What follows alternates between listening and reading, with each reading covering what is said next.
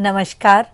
हम गांधी जयंती के विशेष अवसर पर विशेष व्याख्यान श्रृंखला में गांधी जी के जीवन परिचय, उनके वैवाहिक जीवन, उनकी शिक्षा दीक्षा, उनकी विदेश यात्रा, उनके व्यवसाय और उनके आंदोलन जितने भी उन्होंने किए हैं उस पर हमने विस्तार से चर्चा करी।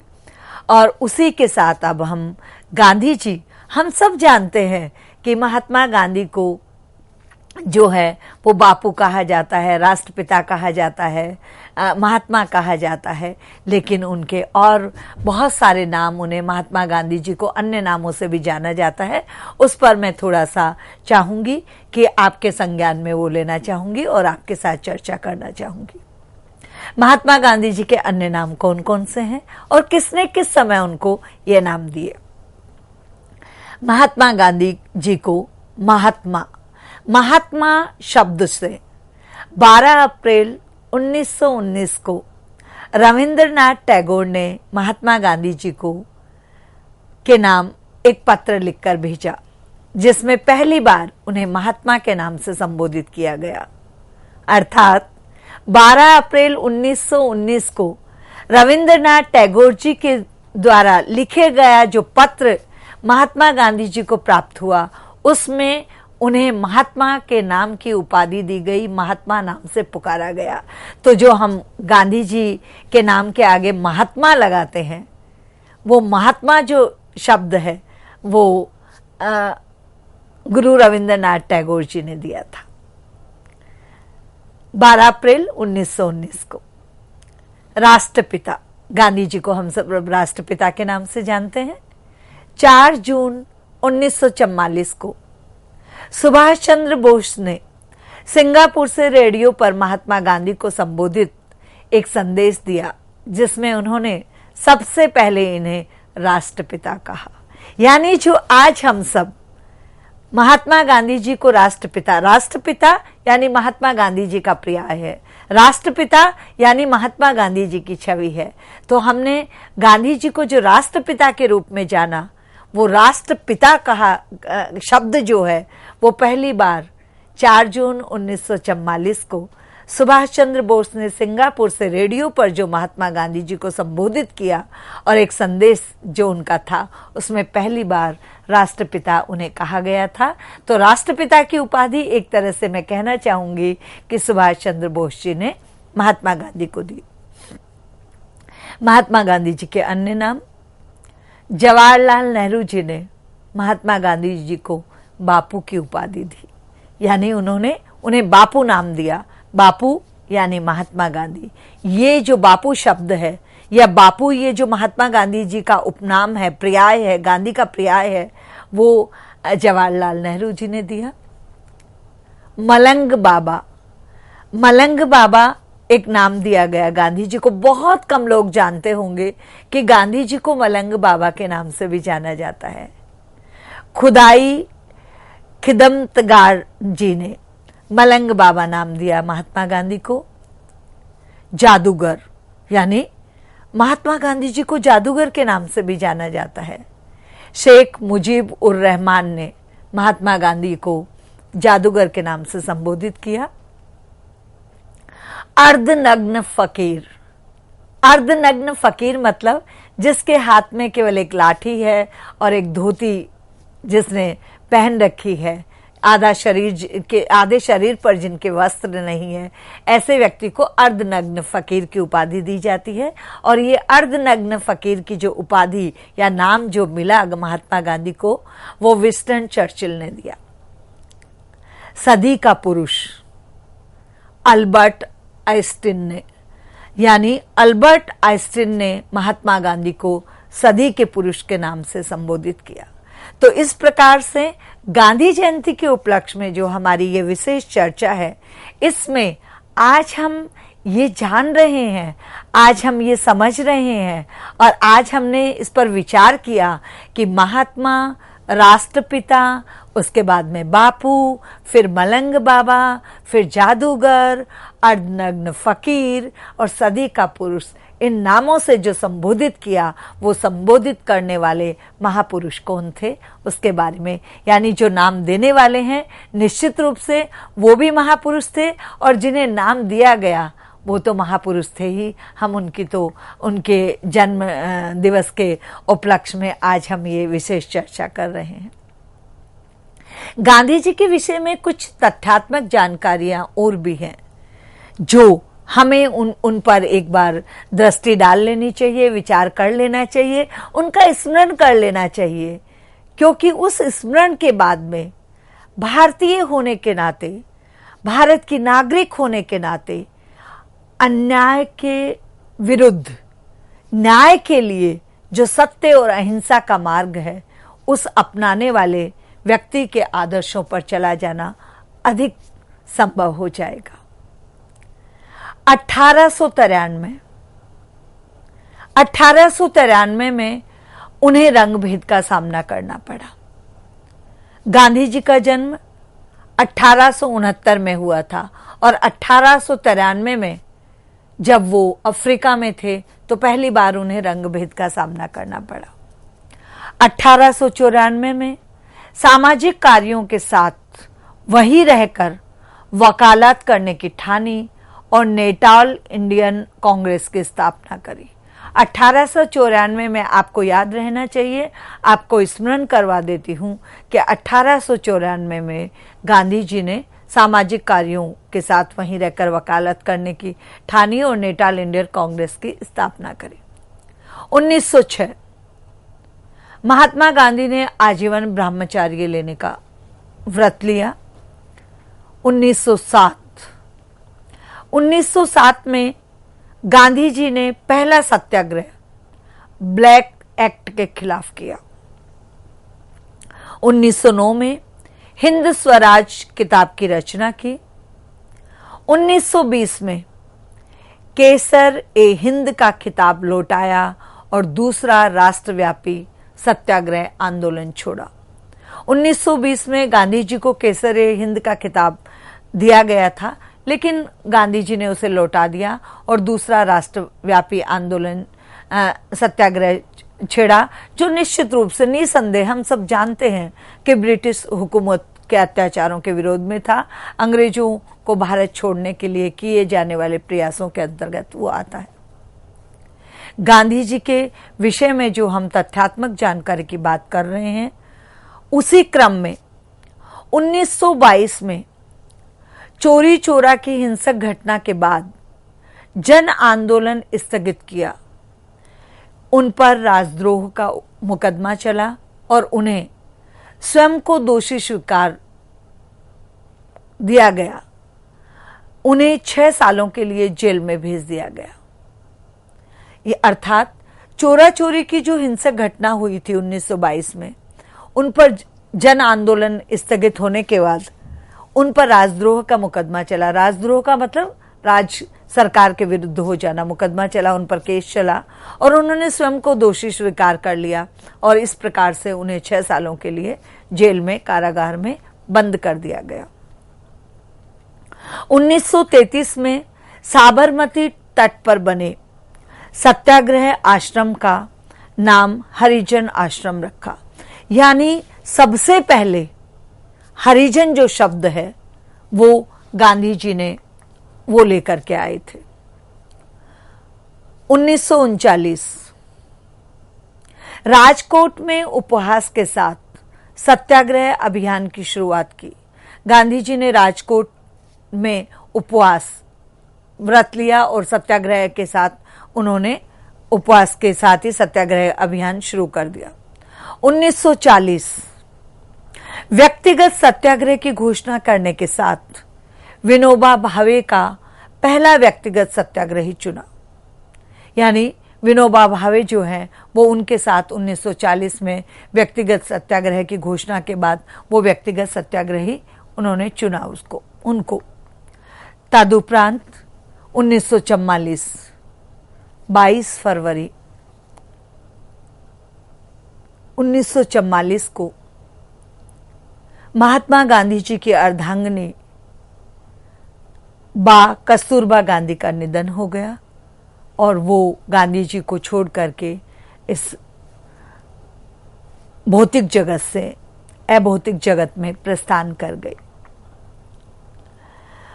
1947 दिल्ली में लॉर्ड माउंटबेटन तथा जिन्ना से मुलाकात के बाद देश के विभाजन का विरोध किया तथा 15 अगस्त 1947 को कलकत्ता में दंगों को शांत करने के लिए फिर से उपवास पर बैठे।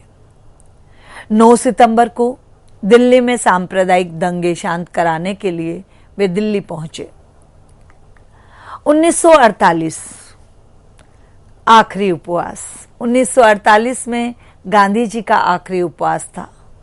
13 जनवरी को किया, जो सांप्रदायिक हिंसा के विरोध में ही था। 20 जनवरी को बिरला हाउस में हो रही प्रार्थना सभा में विस्फोट हुआ, लेकिन फिर भी गांधी जी ने सुरक्षा लेने से इनकार कर दिया और 23 जनवरी 1948 में बिरला हाउस में उन्हें गोली मारकर उनकी हत्या कर दी गई। तथ्यात्मक जानकारी शब्द मैंने इसलिए प्रयोग किया है कि ये जो तथ्य हैं वो अटल है, अचल है और बिल्कुल स्थिर है। इन वर्षों में, इन तिथियों में गांधी जी के जीवन में विभिन्न प्रकार के परिवर्तन और विभिन्न प्रकार की घटनाएं घटित हुई। आज की इस चर्चा में हमने गांधी जी के जीवन परिचय, गांधी जी की शिक्षा दीक्षा, उनके व्यवसाय, उनके विभिन्न आंदोलनों और उनको मिले हुई विभिन्न उपाधियों और नामों की चर्चा के साथ साथ हमने जाना कि गांधी जी के जीवन में कौन कौन से तथ्य ऐसे थे, कौन कौन सी ऐसी वर्ष थे, कौन कौन सी ऐसी घटनाएं थी जो कब कब घटी। अब क्योंकि आप और हम सब शिक्षा के क्षेत्र से जुड़े हुए हैं, इसलिए गांधी जी का शिक्षा के क्षेत्र में क्या योगदान रहा, इस पर भी विस्तृत चर्चा करने की आवश्यकता है। गांधी जी का शैक्षिक दर्शन। शिक्षा दर्शन में गांधी जी ने शिक्षा को 3R और 3H की संज्ञा दी। 3R और 3H। मैं यहाँ जितने भी हमारे श्रोता मुझे सुन रहे हैं इस व्याख्यान में जो सम्मिलित हैं, उनको ये मैं विशेष रूप से उनसे आग्रह करना चाहूंगी कि 3R और 3H की आज भी उतनी ही उपयोगिता है जो उपयोगिता या जो महत्व जिस उद्देश्य के साथ गांधी जी ने अपने शिक्षा दर्शन में दी थी। आज भी विभिन्न साक्षात्कारों में और विभिन्न प्रतियोगी परीक्षाओं में 3R क्या है और 3H क्या है, ये प्रश्न पूछ लिए जाते हैं। तो आप सबको इस पर विशेष ध्यान देने की आवश्यकता है। शिक्षा को 3R और 3H की संज्ञा। 3R से उनका अभिप्राय था रीडिंग, प्रथम R यानी पढ़ना, राइटिंग द्वितीय R यानी लिखना, अर्थमेटिक यानी अंकों का ज्ञान और जोड़ घटा गुणा भाग, ये 3R थे। साक्षात्कार में अमूमन पूछा जाता है जब कि 3R क्या है, तो जो प्रतिभागी हैं वो बड़े आराम से रीडिंग और राइटिंग का उल्लेख कर देते हैं, लेकिन अर्थमेटिक को भूल जाते हैं। साक्षर उस व्यक्ति को कहा जाता है जिसे 3R की जानकारी हो, यानी जो पढ़ सके, जो लिख सके और दैनिक जीवन में किए जाने वाले जोड़ बाकी गुणा भाग को समझ सके, ये 3R है। अब हम बात करते हैं 3H की, कि 3H का आशय क्या है। 3H हैंड हाथ, हेड मस्तिष्क और हार्ट यानी हृदय। 3H हैंड, हेड, हार्ट, हाथ, मस्तिष्क और हृदय। अर्थात शिक्षा ऐसी होनी चाहिए जो बालक का शारीरिक, मानसिक और बौद्धिक अर्थात सर्वांगीण विकास कर सके। महात्मा गांधी के शैक्षिक दर्शन पर जब हम दृष्टि डालते हैं, चर्चा करते हैं, विचार विमर्श करते हैं, उसका अध्ययन अध्यापन करते हैं, तो ये कहना बहुत ही नितांत आवश्यक है कि गांधी जी किसी एक जम एक वाद को मानने वाले नहीं थे। गांधी जी की जो शिक्षा है वो किसी एक वाद की प्रवर्तक नहीं है।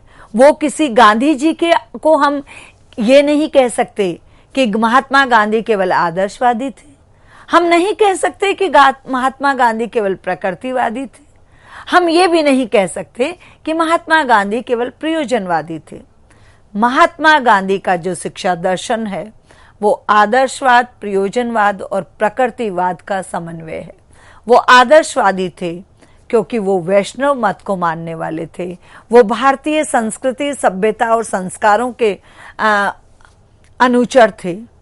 प्रयोजनवादी, वो चाहते थे कि शिक्षा ऐसी हो जिससे बाद में व्यवसाय की प्राप्ति हो जाए, और वो प्रकृति के गोद में शिक्षा दीक्षा के पक्षधर थे, यानी वो प्रकृतिवाद को भी उतना ही समर्थन दे रहे थे, उतना ही मान रहे थे।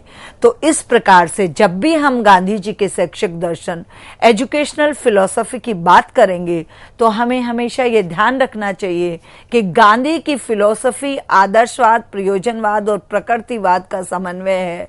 गांधी आइडियलिज्म, प्रेगमेटिज्म और नेचुरलिज्म के फॉलोवर थे और उनकी फिलॉसफी भी वही है।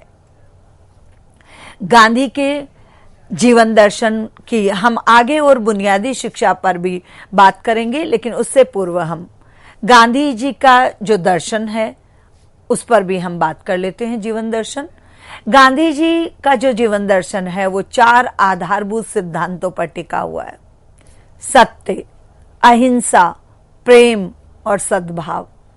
उनका विश्वास था कि सत्य ही परमेश्वर है, परम ईश्वर, अदृश्य शक्ति, अदृश्यमान सत्ता जिसे हम भगवान कहते हैं, जिसमें हमारी श्रद्धा है, जिस पर हमारा विश्वास है, जो अलौकिक है, दिखाई नहीं देता, लेकिन उसकी जो अदृश्य शक्ति विद्यमान है।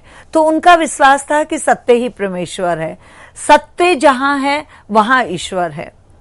उन्होंने सत्य की आराधना को भक्ति माना और अपनी आत्मकथा का नाम सत्य के प्रयोग रखा। मुंडको उपनिषद से लिए गए राष्ट्रीय वाक्य सत्यमेव जयते के प्रेरणा स्रोत महात्मा गांधी जी ही थे। सत्य, गांधी जी ने अपना जीवन सत्य की खोज में समर्पित कर दिया। इस लक्ष्य को प्राप्त करने के लिए स्वयं की गलतियों और स्वयं के प्रयोग करते हुए सीखने की कोशिश करी।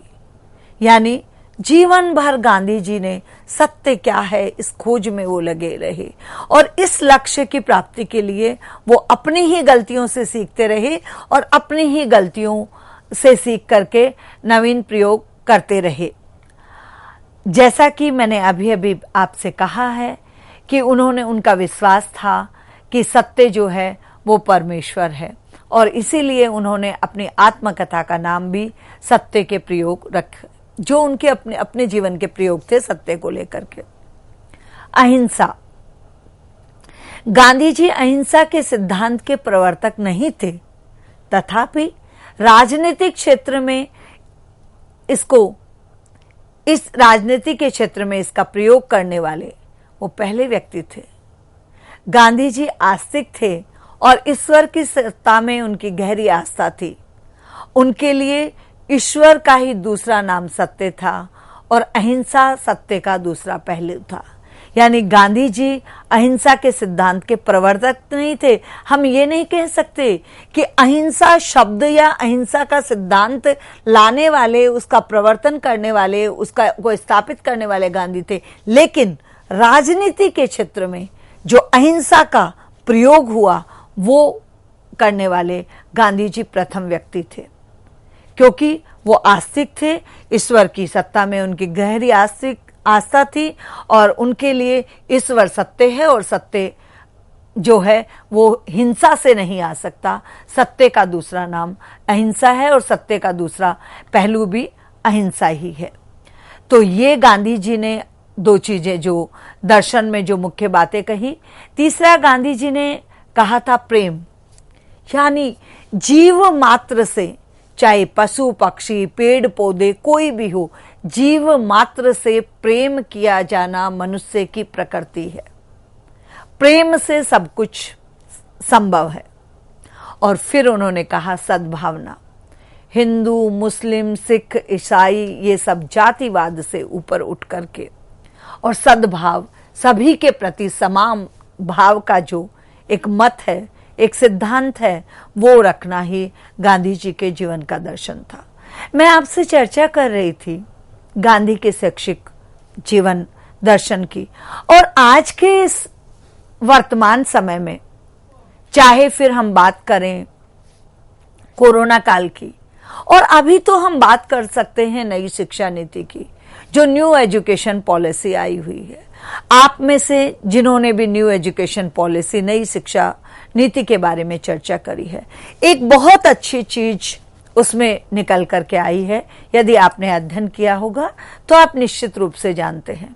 नई शिक्षा नीति में एक सुझाव दिया गया है कि सभी प्रकार की, जो चाहे वो औपचारिक है, अनौपचारिक है, व्यक्तिगत है या व्यावसायिक है, सामान्य है या विशिष्ट है, समस्त प्रकार की शिक्षा मातृभाषा में की जानी चाहिए।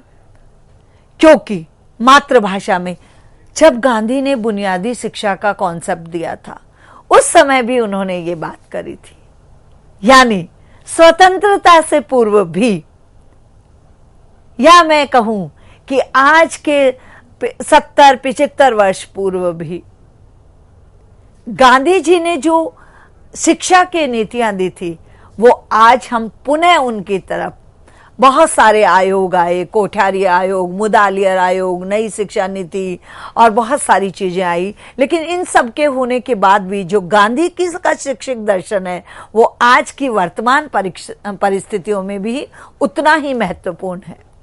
दूसरी बात, जो नई शिक्षा नीति है, उसमें कहा गया है कि अपनी क्षमता और योग्यता के अनुसार यदि कोई भी विद्यार्थी किसी भी व्यवसाय में, किसी भी पाठ्यक्रम में यदि वो प्रवेश लेता है, नामांकित होता है, तो उसे उसके सुविधा के अनुसार सर्टिफिकेट, डिप्लोमा और डिग्री दे देनी चाहिए। यानी ऐसा नहीं है कि यदि किसी विद्यार्थी ने बीबीए में प्रवेश लिया है, बीसीए में प्रवेश लिया है, बीएजेएमसी में प्रवेश लिया है, बीटेक में प्रवेश लिया है, किसी और कोर्स में प्रवेश लिया है, तो ऐसा नहीं है कि इनकी जो मिनिमम अवधि, न्यूनतम अवधि जो 3 वर्ष की है, यदि किसी भी कारणवश, स्वास्थ्य के कारण, आर्थिक अभाव के कारण, पारिवारिक और व्यक्तिगत समस्याओं के कारण